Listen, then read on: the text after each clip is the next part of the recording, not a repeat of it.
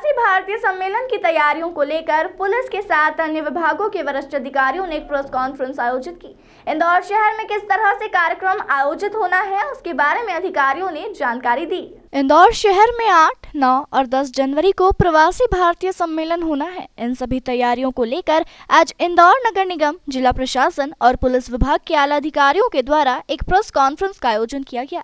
सबसे पहले इंदौर नगर निगम के निगम आयुक्त प्रतिभा पाल ने इंदौर शहर में विभिन्न तरह के विकास कार्य किए, उसके बारे में जानकारी दी। इसके बाद कलेक्टर इलैयाराजा टी ने प्रवासी भारतीयों की सुरक्षा के साथ ही उनके रहने और किस तरह की सुविधा उपलब्ध करवाई जाएगी, इसके बारे में जानकारी दी। इसके बाद पुलिस कमिश्नर हरिनारायण चारी मिश्र ने प्रवासी भारतीयों की सुरक्षा को लेकर तकरीबन 14,000 जवान तैनात होने की बात कही। वहीं उनकी सुरक्षा को लेकर ड्रोन और सीसीटीवी के माध्यम से भी नजर रखने की बात कही। जिस तरह से सुरक्षा को देखते हुए विभिन्न तरह के मार्गों को डायवर्ट किया गया है, उसके कारण आम आदमी को कई तरह की परेशानियों का सामना करना पड़ रहा है। उसको लेकर उन्होंने स्थिति को स्पष्ट करते हुए कहा कि पिछले दिनों जिस तरह से यह बात सामने आई थी कि सुपर कॉरिडोर से ब्रिलियंट कन्वेंशन सेंटर तक के मार्ग को बंद कर दिया जाएगा, इसको लेकर उनका कहना था कि एक तरफ का रास्ता चालू रखा जाएगा। पुलिस कमिश्नर का कहना है कि प्रवासी भारतीय सम्मेलन के दौरान आम जनता को किसी तरह की कोई परेशानी ना हो, इसका ध्यान रखते हुए एक अलग से रोड मैप तैयार किया जा रहा है।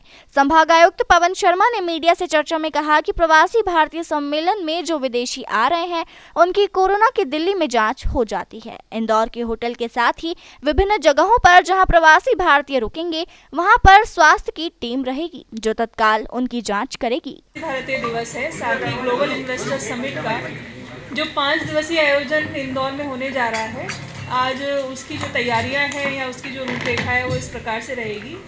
कार्यक्रम की शुरुआत 8 तारीख से होगी। 8, 9 और 10 को 3 दिन प्रवासी भारतीय दिवस रहेगा। प्रवासी भारतीय दिवस का जो पहला दिन है वो यूथ प्रवासी भारतीय दिवस को डेडिकेट किया गया है।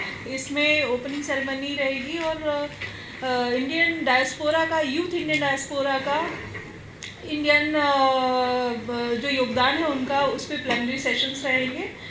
पहले दिन का जो सेकेंड हाफ है वो मध्य प्रदेश को डेडिकेट किया गया है और इसमें हमारे फूड प्रोसेसिंग, टेक्सटाइल और जो महत्वपूर्ण सेक्टर्स हैं जो पिछले सालों में लगातार वृद्धि कर रहे हैं, उनके संबंध में सेशंस रहेंगे। ऐसे कुल मिलाकर के 6 सेशंस प्लान किए गए हैं। एट अ टाइम 3 सेशंस रहेंगे।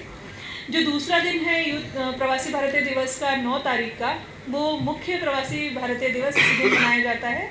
वो मुख्य कार्यक्रम का दिन रहेगा जिसमें माननीय प्रधानमंत्री जी कार्यक्रम में शामिल होंगे और 2 देशों के हेड ऑफ द स्टेट्स, जिसमें सूरीनाम और गयाना है, उनके हेड ऑफ द स्टेट्स रहेंगे और भी कई सारे सभी जगह से आने वाले डेलीगेट्स इस कार्यक्रम का हिस्सा रहेंगे और भी कई सारे प्रमुख लोग इस कार्यक्रम में शिरकत कर रहे हैं। इस दिन की जो मुख्य झलकियाँ रहेंगी, मुख्य कार्यक्रम में इनॉग्रेशन है, पीवीडी का एक थीम सॉन्ग बनाया गया है, उसका इनॉग्रेशन है। साथ ही डिजिटल एग्जीबिशन एक लगाई गई है जिसमें इंडियन डायस्पोरा का भारतीय स्वतंत्रता संग्राम में जो योगदान रहा है उसके संबंध में इस डिजिटल एग्जीबिशन में प्रदर्शनी लगाई गई है विभिन्न सेक्शंस में।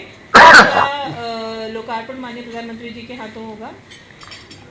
इसके बाद का जो सेकेंड हाफ है उसमें भी प्लेनरी सेशंस रखे गए हैं। जो 10 तारीख का कार्यक्रम है उसमें पहले हाफ में प्लेनरी सेशंस हैं और सेकेंड हाफ में प्रवासी भारतीय सम्मान अवार्ड्स जो हैं उनका वितरण माननीय राष्ट्रपति महोदया की उपस्थिति में रखा गया है। तो इस तरीके से कुछ कार्यक्रम की रूपरेखा प्रवासी भारतीय दिवस की होगी। इसमें 8 तारीख को और 9 तारीख को मध्य प्रदेश और देश के जो कल्चर को दर्शाते हुए कल्चरल परफॉर्मेंसेस भी 2 रखे गए हैं, जो कि कल्चरल परफॉर्मेंसेस के बाद में डिनर्स होंगे जो यहीं वेन्यू पर रखे गए हैं। ये मुख्य कार्यक्रम की चीज़ें हैं। बाकी शहर में जो तैयारियां हैं उनको लेकर के अलग व्यवस्थाएं हैं। जैसा आप सभी लोग परिचित भी होंगे कि शहर में इस प्रकार की व्यवस्था रखी गई है।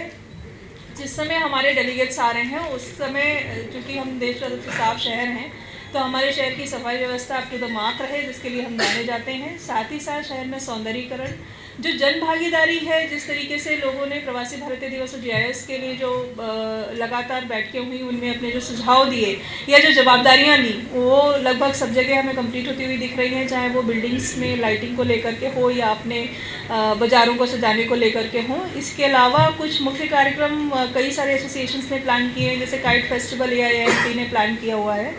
बाज़ारों ने अपने यहाँ व्यवस्था की है कि जो लोग आ रहे हैं उनको कई सारे छूट दे रहे हैं खरीदी में।